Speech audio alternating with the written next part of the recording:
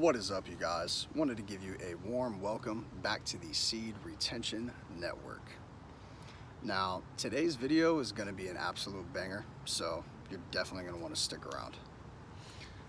As you've seen by the title, we're going to be discussing 3 common misconceptions with seed retention, with a little bonus at the end, so you're definitely going to want to stick around for that. We'll get right into it. So, first misconception is that seed retention is somehow repressing your sexuality, which is not the case. Number 2 is that you're going to instantly feel like Superman once you embark on this journey and start walking down this path. Not the case. And number 3 is that seed retention alone is going to solve all of your problems and get all of your goals accomplished. Not the case. So, let's jump right into it. The notion that seed retention is repressing your sexuality could not be further from the truth, right? Because there is a big difference between repression and integration, which is what we're doing, okay? Seed retention is not about repressing your sexual energy or trying to ignore it in some way. Because trying to do that would not only be ridiculously unhealthy, right? But be also virtually impossible to do because we're human, right? It's in our nature. Seed retention is about integration and transmutation of that energy into action that is going to make you a successful person, right? Doing the things that you know you need to do. You know, this is working out, meditation, eating right, just doing the things that are going to move you towards your goals, right? And that includes whatever vocation you've got or, you know, business, etc. You get the point. People, you know, they think and they've been conditioned to believe that you need to release your seed every time you have sex. And that's not true, right? In terms of seed retention, this is pretty advanced. But it is possible to, you know, make love with a woman and have sex with her without releasing your seed. And, you know, it's been ingrained in us from day one that, you know, every time you have sex, every time you engage in sexual activity, you have to release. And that's not the case. But that's a topic for another day. So just keep that in mind, though. If you can control yourself, hey, do what you want. Another thing I wanted to touch on is you've got to be very, very selective, right, with who you entertain in that specific way, because you never know who someone is protected by in the spiritual realm, right? That's something that a lot of people neglect to consider, especially nowadays. Everything's so fast-paced and no one really takes any time to consider the depth of someone, of who they really are. So you definitely have to keep that in mind for sure. Now, point number 2 is that you're going to instantly feel like Superman once you embark on this journey or start walking this path. Not true. You have to keep in mind that this path is a marathon. It's not a sprint. Right? Like anything worthwhile in life, greatness takes time. And you're going to suffer setbacks and you're going to fail. But it's important to keep in the back of your mind that failure is not the end of the road. Right?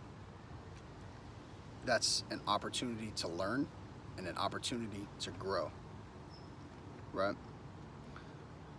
Because when these setbacks occur, it's important to remain grounded and on the path, right? You can't ever give up. Because if you're walking this path, it's a lifestyle, you know? So you can count the days, count the weeks that you've gone without releasing if you like. But in my experience, that breeds attachment to that streak that you got. So me personally, I don't count the days. But if you want to do that, hey, to each their own. The benefits are going to take a few days to begin to manifest if you're just beginning on this path. So just keep in mind that you've got to stick with it and stay disciplined if you really want to see what this can do for you, right? Everything is so short-term and fast-paced in today's world. So they just want to see instant results, and that's not going to happen.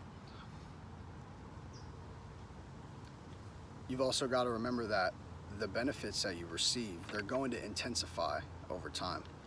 So if you stick with it, put that energy towards something productive, something that's going to make you a better man, then you're going to see better results than you thought. Guarantee it. Now, third point is that seed retention alone is going to solve all of your problems and get all your goals accomplished. Not the case. Not the case. Right? You've got to think of seed retention as a tool or fuel for you. Right? For example, gas alone does not make a car run. Right? You need to turn on the ignition and press the pedal yourself to get it moving, to get it to where you need to go. Right? You have to take action. That's what this comes down to. You're giving yourself the energy to take the actions that you need to in order to manifest your dreams, in order to make your dream reality. Right? Have to take action. That's what this comes down to. Because like I've touched on in a couple of my last videos, if you're just sitting on your ass expecting shit to come to you and just happen out of the blue, it doesn't work like that. It doesn't work like that at all. Also, seed retention is going to assist you in your spiritual ascension, right? Because we're moving out of the carnal, out of the body, and into the, what would you call it? Not necessarily esoteric, but into the ethereal, right? You're moving into the higher realms when you get into this stuff. It's going to accelerate your spiritual growth, and you're going to be a lot more in touch with your intuition, right? Your bullshit detector is going to be working pretty well. So, it's important to keep that in mind as well. Like, it's going to make you a better man in every aspect. Another thing is to always listen to your intuition, because it's never going to lead you astray, ever. And it's going to let you know what needs to be done, as well as what it is and what it isn't, right? Your discernment is going to be on 10. So keep that in mind. Now, for the bonus section of this video, I actually had a buddy request I do this topic, so we're going to touch on it. And that is addiction, right? Using substances, alcohol, weed, fucking lean, whatever you're doing, right? It's that addiction is not what we're taught it is, okay? I remember watching a J. Cole interview a while back. He's talking about quitting weed, right? And he described how it got to a point where he felt like he was being pulled by the weed every time he was around it.